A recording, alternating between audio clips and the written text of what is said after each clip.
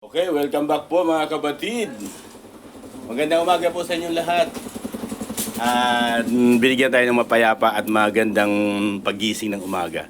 Sa mga kulturang mayroon na iba, kung ano man ang kulturang mayroon po kayo, katulad ng tanghali o gabi, magandang gabi po, magandang tanghali. Pero dito sa ating bansang Pilipinas, ang oras po ay alas 6:15 ng umaga. Okay, by the way nga pala, kape muna tayo. Wow, ang sarap. Okay. Ang ating gagawin po at bibigyan ng reaksyon at bibigyan ng opinion ay tungkol sa SONA ni BBM sa Batasan Pambansa mamaya. SONA. Okay. Malapit na. Ito, bigyan natin ng reaction yung bali po. Ito po yung ganito po. Grabe. Sa napanood natin, nakita natin sa ipinalabas sa Vancouver, Canada, kagabi, na pinalabas doon. Bali, teaser lang naman po yun. Hindi naman kompleto. Pero nakita natin yung kanyang kaganapan. Pero base doon sa nagpalabas, Kiboljak TV, doon nagmula yan eh. Authenticated. Yun ang mabigat doon. Authenticated siya. Authenticated siya. Meaning, hindi mo na pwedeng kunin to, sabihin na AI siya. Medyo malabo na po yun. Yung nagagano, no? Talagang lasap na lasap. Damang-dama yung ginagawa, di ba? SONA. Okay, mga kapatid, napakabigat niyan. Imagine mo, di ba? Nakakalungkot, di ba? Base doon sa mga marami naman, okay naman, karapatan naman ng mga nagde-defend sa kay BBM regarding doon sa kanyang issue na pulburon video, karapatan po nila yon. Pero ang nakakalungkot lang nito, kung ito ay authenticated na talagang video na nagsisinghot ng ipinagbabawal na gamot bilang Pangulo at nangunguna sa ating bansa, saan dadalhin ang ating bansang Pilipinas kung ang isang Pangulo ay kung nagtatanong lang po tayo dahil unang-una hindi pa naman natin napanood ng buo, yung po yung napanood natin, teaser lang. Yung ganito, yung gumaganyan, okay, di ba? Gumaganyan yung kanya. Karapatan ng mga nagde-defend sa BBM bilang defenders ni BBM. Pero sana pag napanood nyo, ito ba'y masasabi nating kasaya-saya o kagalak-galak sa isang Pangulo na, di ba? Nagtatanong lang po tayo nagtatanong lang po, kasi di pa natin napanood ng buo, ay isang gumagamit na ipinagbabawal ng gamot, di ba? Saan dadalhin bilang Pangulo, bilang Presidente ng ating bansa? Siya yung tinitingala ng sambayan ng Pilipino mula sa mga kabataan, mula sa mga lahat ng sektor, tinitingala siya. Pero kung itong bagay na to ay talagang gumagamit na ipinagbabawal ng gamot sa mga dumidepensa, natutuwa po kayo? Sige po, depensa nyo po. Siguro, talagang na. Kasi may napanood ako na mga sabi, desperado na yung mga bumabatikos at nagpapalabas ng ganitong pulburong video. Desperado na daw. Yan. Pero ibabalik ko sa mga nagtatanong na desperado. Pag napanood nyo po yung video, di ba? At napatunayan, at ito authenticated naman. Siguro, kung paano kung ibalik namin sa inyo na, baka kayo nga po yung desperado. Bakit? Kapag nangyari ito at nagkaroon ng tinatawag ng epekto sa ating sandatahang lakas, sa ating mga kapulisan, at nagkaroon ng withdrawal of support, di ba? Nagkaroon ng withdrawal of support kay BBM, yung arms men o armed forces of the Philippines, mawawala na po kayo. Mawawala na kayong pinagkakakitaan, kaya malamang kayo po yung desperado. Bakit? Dahil matitigil na yung inyong mga intelihensya, di ba? Intelihensya, matitigil na. Kaya siguro, kayong masasabing desperado. Bakit? Mawawala na po yung kinikita nyo, di ba? Kung, ito nga po, di ba? Isasabay po kasi sa SONA niya, yung video na yon. Sasabayan ni Boljak TV yung SONA niya ng ganitong sitwasyon.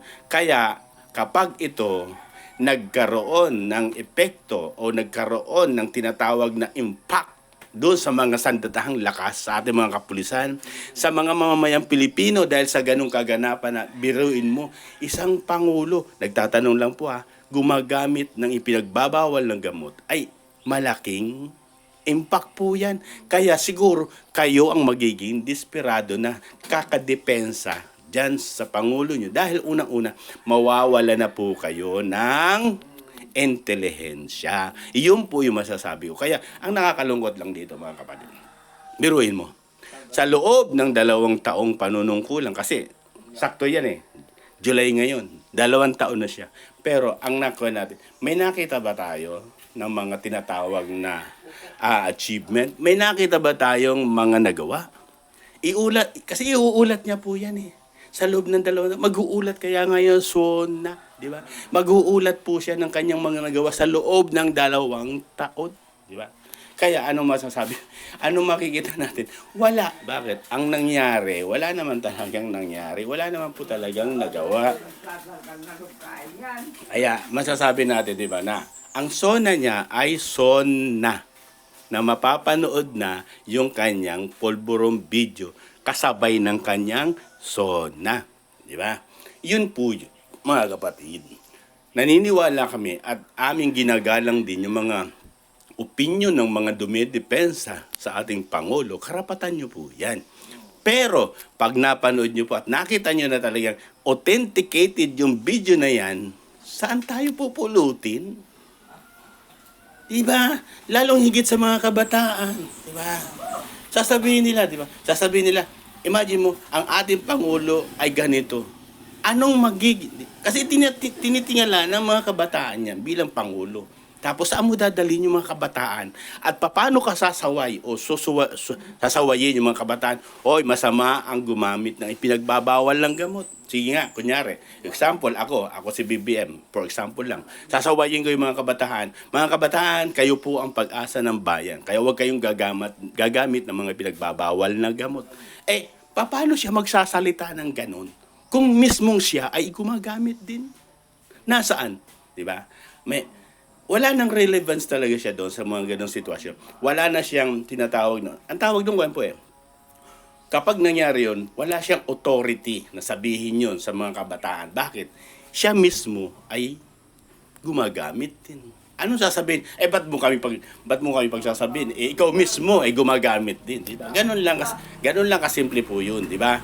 Kaya yung mga bagay na ganyan na makikita natin na desperado na daw yung mga nagpapalabas ng ganitong video at ibinabalik yung video na polvoron issue, ay ibalik natin sa inyo. Baka po kayo ang desperado. Bakit? Kapag ito nag-escalate o ito po ay nag-impact sa mga sandatahang lakas at nag-withdraw of support sa ating Pangulo at itong ating mga kapulisan at ang sambayan ng Pilipino, ito yung masasabi natin na kayo po ang desperado na. Bakit? Mawawalan na po kayo ng intelligence. Lalong higit doon sa mga bayaran na mga vlogger, sa mga troll, itong mga insamada, itong mga tinatawag na, di ba, tanso vlogger. Wala na po yan. Bakit? Kapag nangyari nga yan at nagkaroon ng impact sa mamamayan at kasabay ng pag-impact doon sa Armed Forces of the Philippines, sa ating mga kapulisan, at nakita nilang totoo na ang kanilang, di ba, Commander-in-Chief ay totoo pa lang, talagang matindi yan. Ang ating sandatahang lakas ay tinatawag, di ba, sa ating mga pulis, di ba, protect, di ba, integrity, di ba, poprotektahan nila yung sambayan ng Pilipino sa isang leader na hindi naman kanais-nais, di ba. Kaya sana, ito po, #protect the people, di ba. Depensahan natin ang ating lakas sa pamamagitan ng sambayan ng Pilipino. Protektahan natin ang ating sandatahang lakas kung ano man ang kanilang magiging desisyon. Pero iginagalang po natin kung ano man magiging desisyon nila. Pero sa aking pangunawa bilang isang mamamayang Pilipino, at nakita ko naman yung teaser at base yung Kiboljak TV ay authenticated. Lalabas po kasi yung sinasabi yung mga AI, di ba? Ilulusot nila yan. Pero mga kapatid, yung mga dumidepensa, mga defenders ni BBM, pag-isipan po natin mga mabuti yan. Bakit? kung ito'y authenticated, nani, di ba? Bilang Pilipino, gusto mo ba, yung namumunan sa iyo, gumagamit na, pinagbabawal na gamot. Di ba? Nagtatanong lang po tayo, di ba? Hindi natin nais na magkaganon. Kaya hintayin natin ang kanyang sona, ito magsasalita siya. Hintayin natin kung anong kanyang sasabihin at anong kanyang iuulat sa bayan. Okay? Mga kapatid, salamat sa ganito pagkakataon. Nawa. Okay, ang sarap, di ba? Lasap na lasap. Alangan naman, ito ang tanong, alangan naman asin yun. Alangan naman tawas yun, di ba? Alangan naman tunay na pulbur o yung kinakain na pulbur, sakit sa ilong nun, di ba? Kaya masasabi natin, maging mapagmatsyag tayo.